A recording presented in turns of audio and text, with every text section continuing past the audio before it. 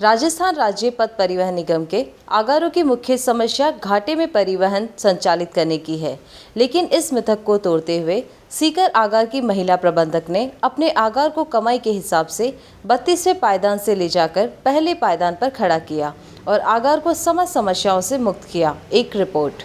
राजस्थान राज्य पथ परिवहन निगम राजस्थान सरकार का एक बहुत बड़ा निगम है। 1960 से 64 तक यह एक सरकारी विभाग था और 1964 में प्रदेश में व्यापक स्तर पर परिवहन के संचालन के लिए इसे निगम बनाया गया।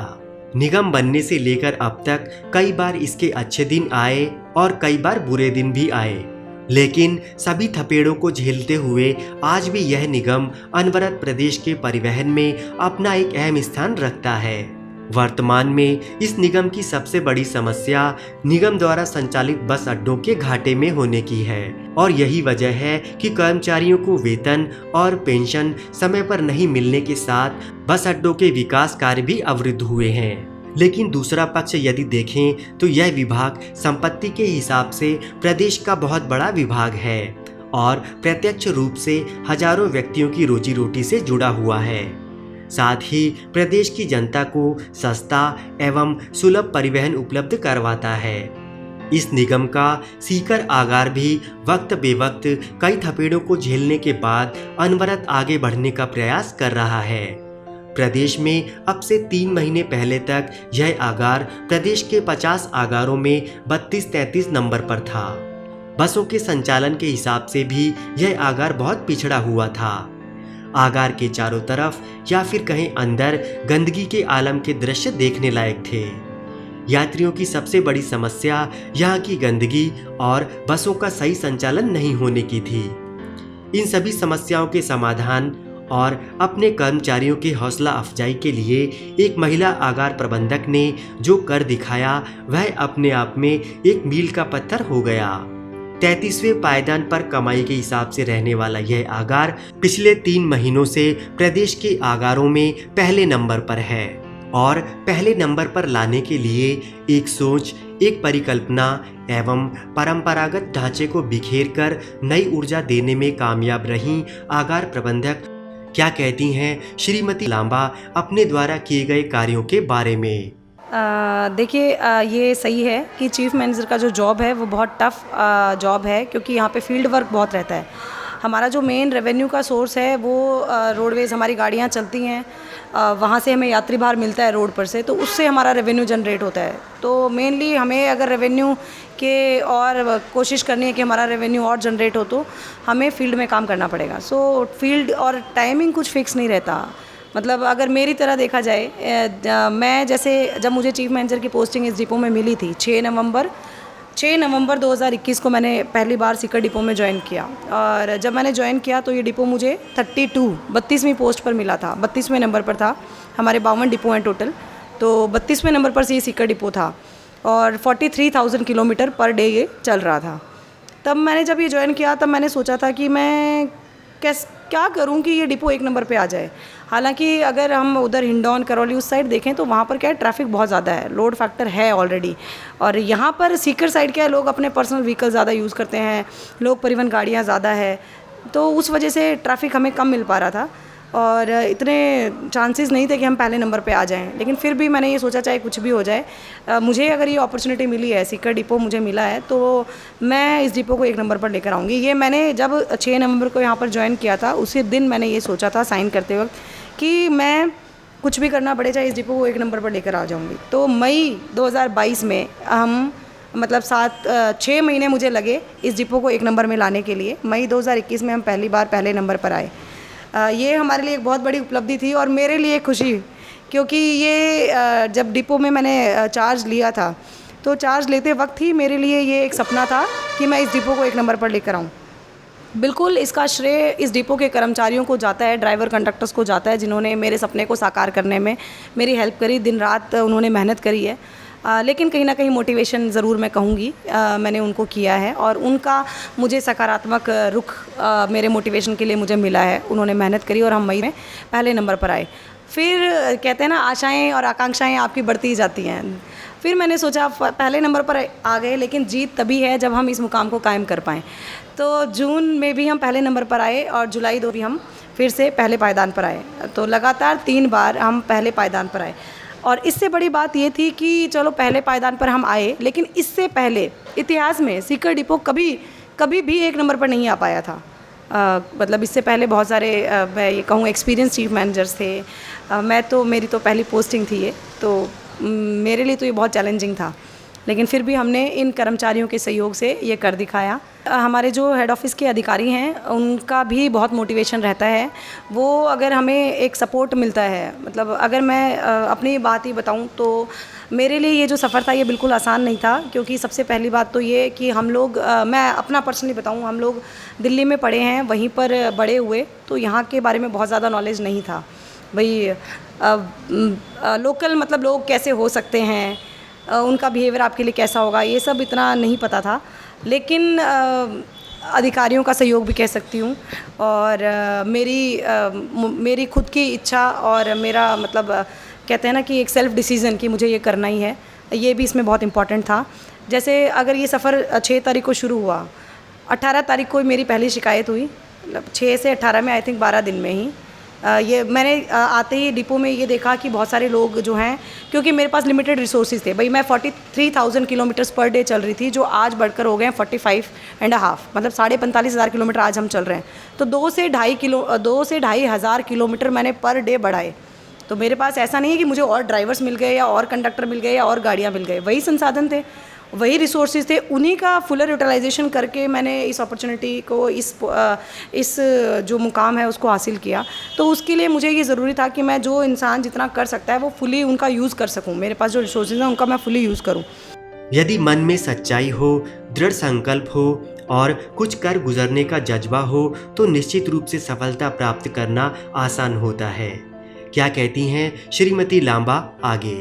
कर्मचारियों के सहयोग के बिना तो ये सपना देखना ही पॉसिबल नहीं है। मतलब इनकम लाने वाले जो असली इस रोडवेज़ के कर्मचारी हैं, ड्राइवर कंडक्टर्स, उनको मैंने ये मोटिवेट किया कि जैसे एग्ज़ाम्स टाइम में भाई एक अपना रोटेशन काट के कंडक्टर आ गया। अब मैंने सबसे ज़्यादा ट्रैफिक उठाया है एग्ज़ाम टाइम में। मतलब अगर मैं ये कहूँ किसी डिपो में 10 गाड़ियाँ निकली हैं तो मेरे यहाँ से 30 गाड़ियाँ निकली हैं।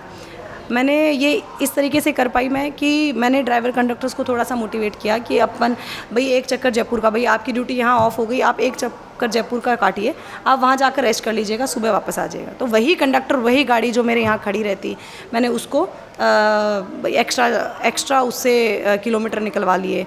और कुछ गाड़ियाँ जैसे एग्ज़ाम टाइम में क्या है, लिमिटेड रिसोर्सेज हैं, हमारी गांव में नाइट करती हैं, वो गाड़ी शाम को 6 बजे जाके नाइट कर रही है और फिर सुबह 8 बजे वहाँ से चलकर आती है। तो शाम को 6 से लेकर सुबह 8 बजे तक वो गाड़ी, मेरे किलोमीटर्स डेड हो गए, उन गाड़ियों को मैंने वापस बुलाया। वो गाड़ी मेरे पास वापस आ गई 7:30 बजे। 7:30 से लेकर मैंने सुबह तक, मतलब रात को, उस गाड़ी में दूसरा स्टाफ देके उस गाड़ी का यूज़ किया है। तो इस तरीके से जो कर्मचारी थे उनका सहयोग रहा। उन्होंने किसी भी टाइम पर मुझे ये नहीं कहा कि हम नहीं कर पाएंगे, भाई ठीक है, आज मैंने उनसे एक्स्ट्रा काम लिया तो मैंने कल उनको एक्स्ट्रा रेस्ट दिए। तो इस तरीके से उनको मोटिवेट किया। उनकी जो समस्याएं थी, जैसे शायद मैंने अपने आप को ईज़ी अप्रोचेबल बनाया। लोग मेरे पास किसी भी टाइम अपनी समस्या लेकर आ सकते थे।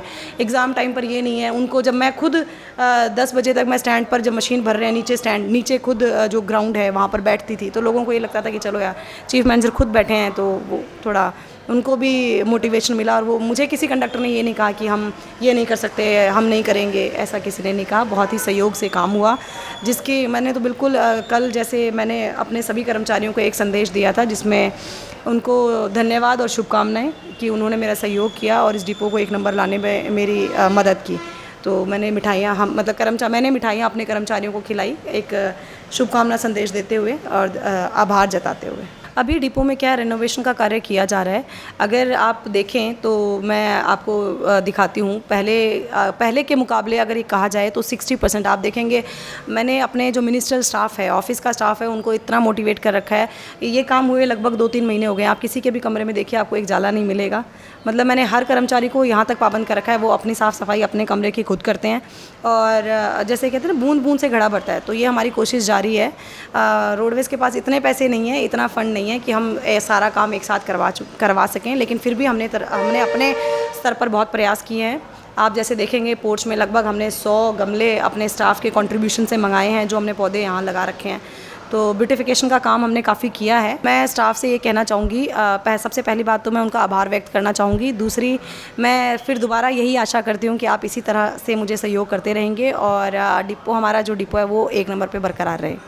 इस आगार के 3 महीने से प्रदेश में प्रथम आने के बाद भी स्थानीय समस्याओं का निदान अभी भी बाकी है।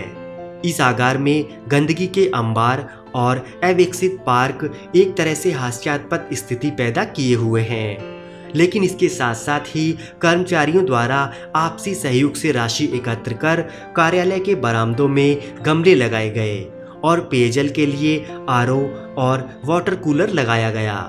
वन विभाग से पेड़ पौधे लाकर आगार कार्यशाला में कर्मचारियों द्वारा श्रमदान किया गया।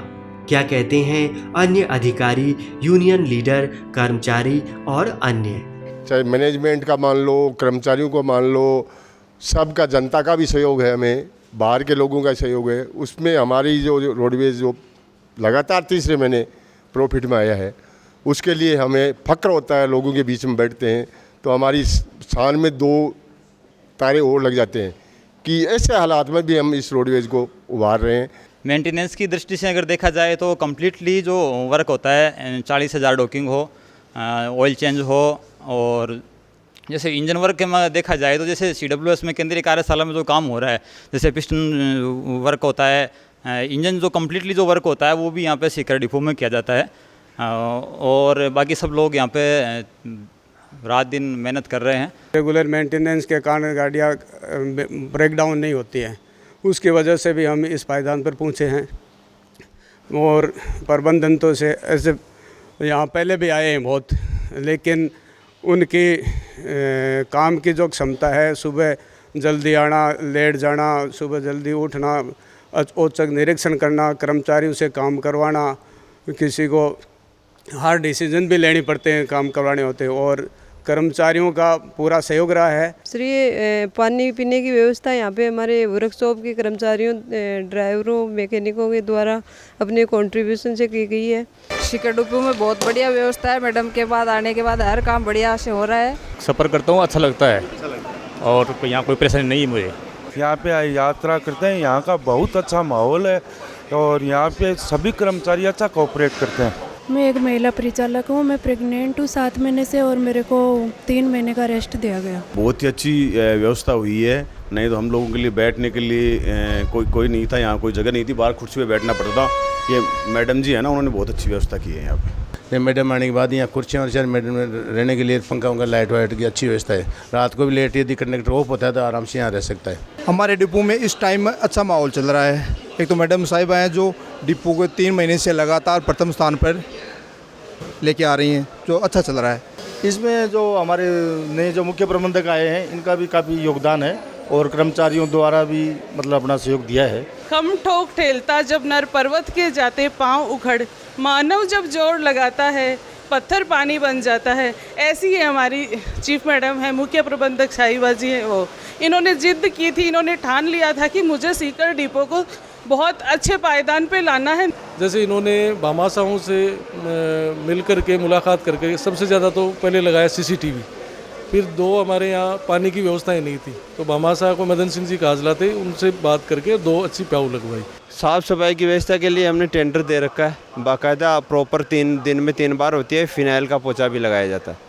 ये हमारी washing machine, automatic washing machine, जो व्हीकल्स वगैरह हैं बाहर से जो आते हैं तो इसमें लगा देते हैं। इसके दोनों स्पूल हैं, ये चलते हैं, पानी ऑटोमेटिक आता है तो शावर टेस्ट भी हो जाता है और उसकी बाहर से धुलाई हो जाती है। यात्रियों की सुविधाओं के लिए बस स्टैंड के दोनों छोर पर भामाशाहों के सहयोग से 2 प्याऊ संचालित की गईं, जिसमें आरओ और वाटर कूलर लगाए गए। इस आगार में नए प्रबंधक की प्रेरणा से किसी भी दिवंगत कर्मचारी को आर्थिक सहायता सभी कर्मचारियों के सहयोग से की जाती है।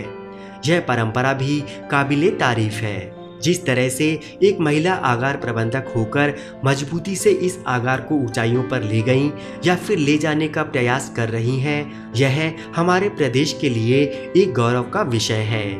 हमारे सभी अन्य आगारों को या कहें तो उनके प्रबंधकों को इस आगार की कार्यशैली और व्यवस्थाओं का बारीकी से अध्ययन करना चाहिए, ताकि अन्य आगार भी अपने आप को घाटे से उबार कर न केवल अपनी अपितु प्रदेश की उन्नति में सहायक सिद्ध हो सकें। देश को रेल की नई सौगात। इलेक्ट्रिक चार्जिंग स्टेशनों की स्थापना कर इलेक्ट्रिक वाहनों की राह की आसान। प्रदूषण जांच केंद्रों को ऑनलाइन कर प्रदूषित वाहनों की हुई मॉनिटरिंग।